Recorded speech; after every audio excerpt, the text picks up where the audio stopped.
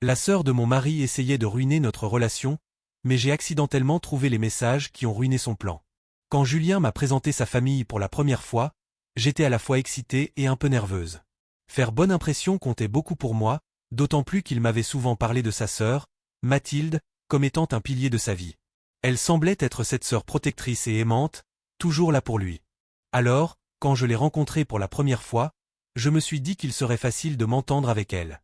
Au début, Mathilde était polie, presque chaleureuse. Elle posait des questions sur ma vie, mon travail, ma famille, et même si je sentais une certaine distance dans son ton, je l'ai mis sur le compte de la réserve naturelle que l'on peut avoir face à une nouvelle venue. Cependant, il y avait une lueur dans son regard, une manière d'observer chaque détail, qui me faisait sentir comme si j'étais constamment évalué. Dans les semaines qui ont suivi, son attitude a pris une tournure plus subtilement déstabilisante. Lors des repas de famille, elle trouvait toujours une occasion de parler des anciennes petites amies de Julien. Pas de manière directe ou blessante, mais en évoquant des souvenirs qui mettaient ces femmes en valeur. Elle partageait des anecdotes apparemment innocentes. Sophie, qui était si brillante à l'école, ou Camille, qui cuisinait comme une professionnelle. À chaque fois, elle soulignait leurs qualités d'une manière qui me laissait un arrière-goût amer. Au début, je ne disais rien, essayant de rationaliser son comportement. Après tout, il s'agissait de souvenirs, rien de plus, non? Mais plus le temps passait, plus ses remarques devenaient fréquentes. Elle semblait toujours trouver un moyen de ramener ses anciennes relations dans la conversation, comme si elle voulait me rappeler que je n'avais peut-être pas ma place ici. Un jour, elle a franchi une limite que je ne pouvais plus ignorer. Lors d'un déjeuner familial, Mathilde avait invité Sophie, l'une des ex de Julien, sans en parler à personne. Je n'oublierai jamais l'inconfort que j'ai ressenti en la voyant installée à la table, riant avec Mathilde comme si elles étaient de vieilles amies. Julien semblait aussi surpris que moi, mais il n'a rien dit. La seule explication qu'a donnée Mathilde, sur un ton détaché, était qu'elle l'avait croisé par hasard et pensait que ce serait amusant de l'inviter. En rentrant ce soir-là, le silence pesait entre Julien et moi. J'ai fini par lui confier que je me sentais mal à l'aise avec l'attitude de sa sœur. Il m'a écouté, mais a minimisé la situation, expliquant que Mathilde était simplement maladroite et qu'elle devait s'habituer à me voir dans sa vie. Pourtant, au fond de moi, je sentais que ce n'était pas si simple. Les semaines suivantes, la tension entre Mathilde et moi n'a fait que croître. Ses remarques devenaient plus directes, mais toujours enveloppées dans un ton faussement innocent. Chaque fois que je postais une photo de Julien et moi sur les réseaux sociaux, elle commentait en évoquant d'anciens souvenirs. Elle semblait déterminée à s'assurer que je ne puisse jamais oublier que d'autres avaient occupé ma place avant moi. Julien, quant à lui, tentait de rester neutre, mais je voyais que cela l'épuisait.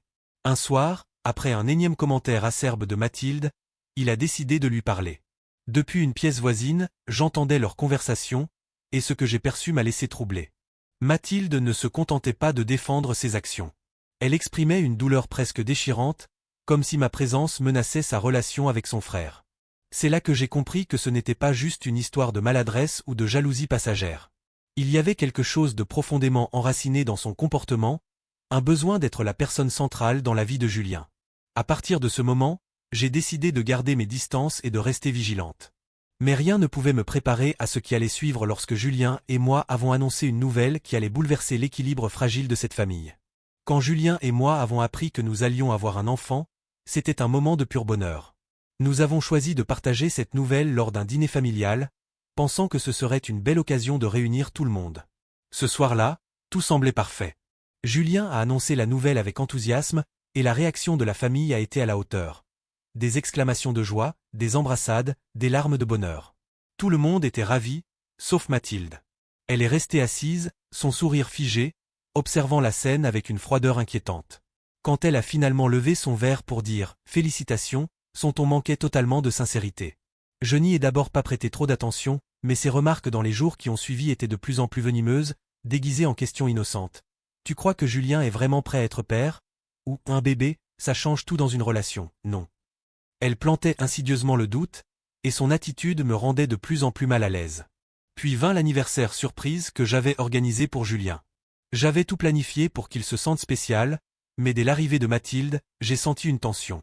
Elle s'assurait d'être au centre de chaque conversation, évinçant subtilement mes efforts.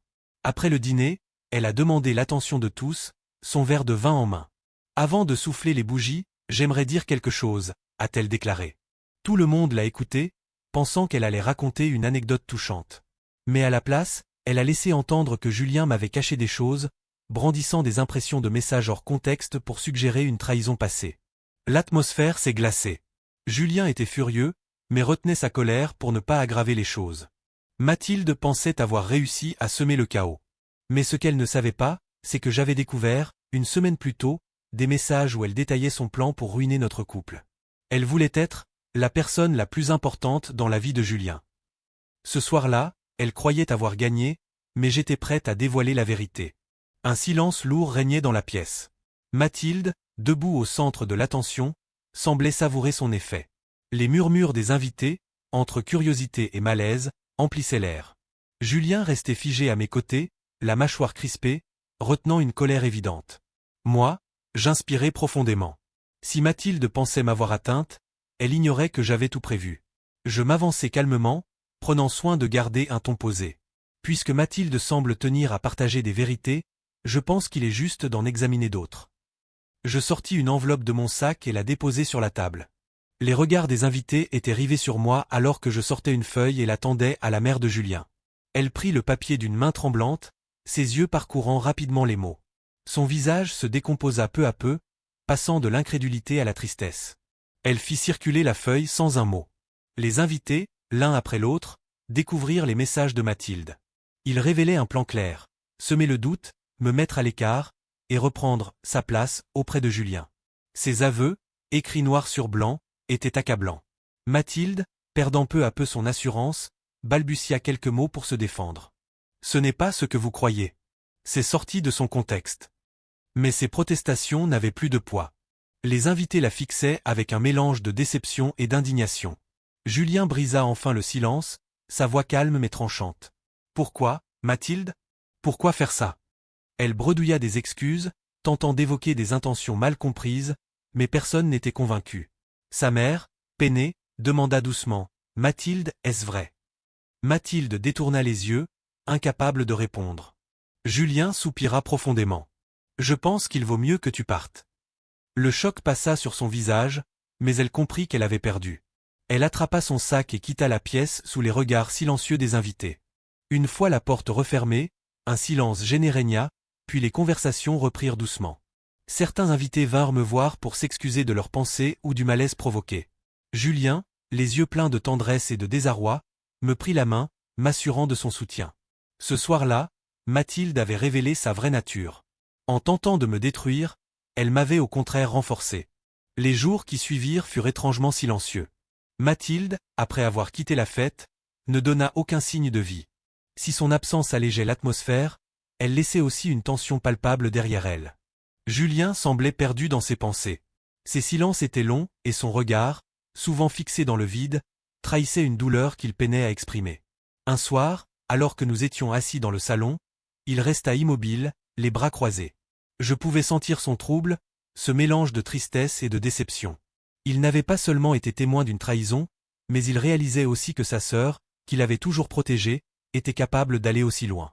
Je lui rappelai doucement que parfois, les gens agissent par peur ou insécurité, mais cela n'effaçait pas ce qu'elle avait fait. Julien hocha la tête, mais je voyais qu'il avait du mal à l'accepter pleinement. Sa famille, de son côté, réagit rapidement. Sa mère m'appela, sa voix tremblante d'émotion.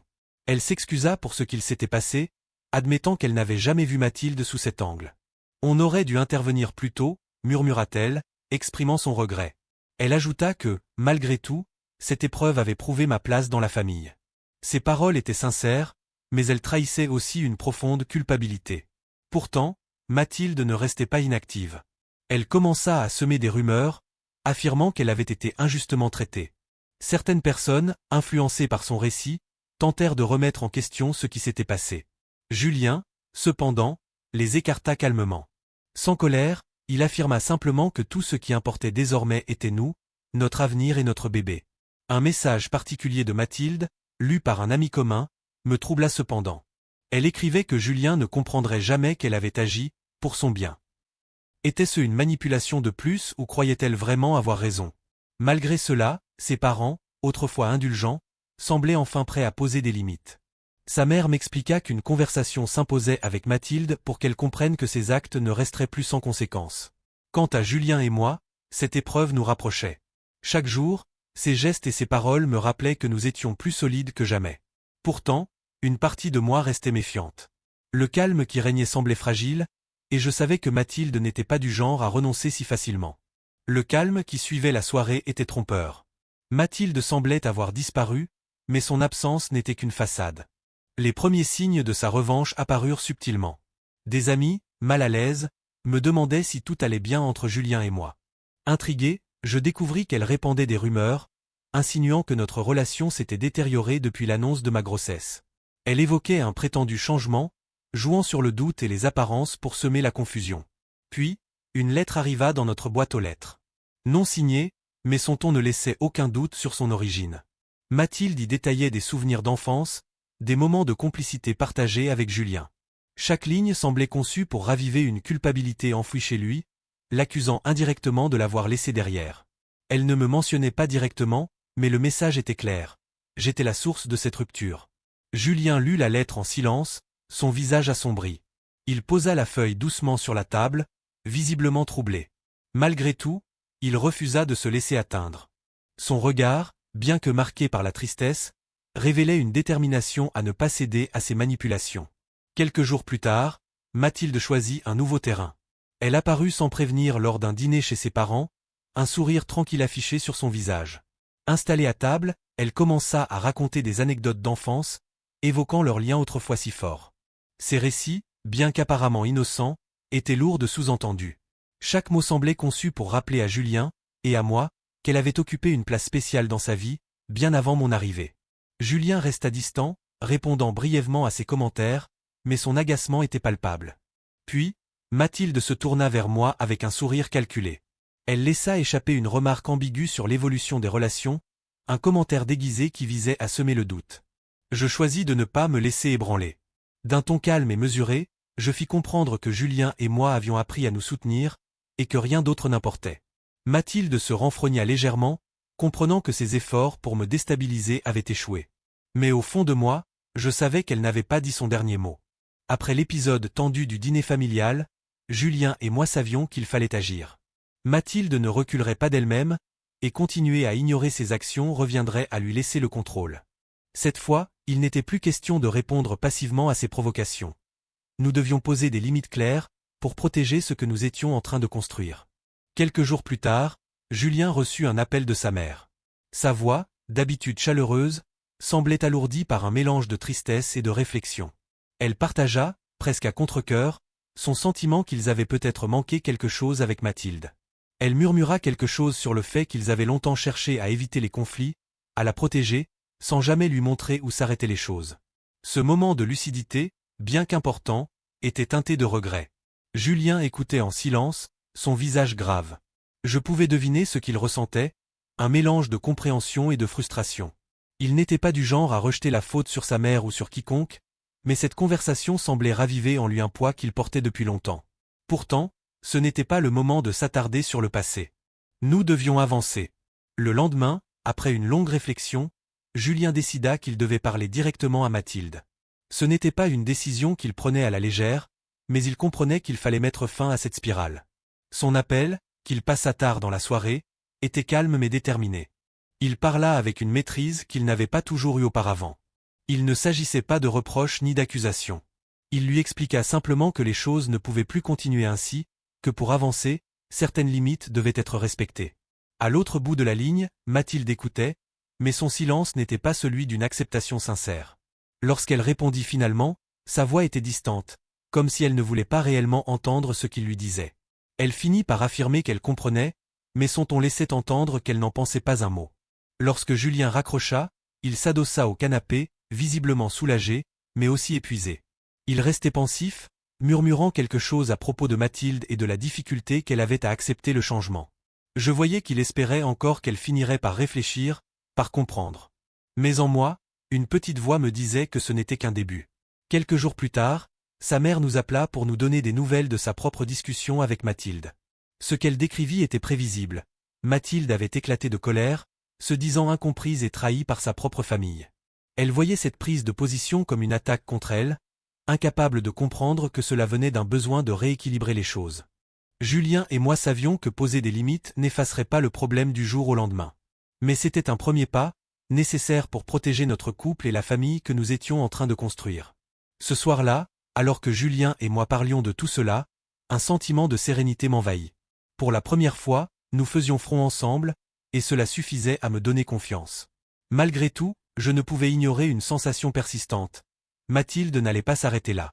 Son silence et ses concessions apparentes étaient trop artificielles pour être sincères. Elle préparait sûrement quelque chose. Le silence de Mathilde s'était installé pendant des semaines, mais il n'avait rien de naturel. Elle n'était pas du genre à disparaître sans arrière-pensée. Et puis, un matin, alors que Julien et moi étions chez ses parents, elle fit une réapparition inattendue. Elle entra dans la maison, son sourire hésitant, comme pour montrer qu'elle venait en paix. Sa mère, surprise, l'invita à s'asseoir.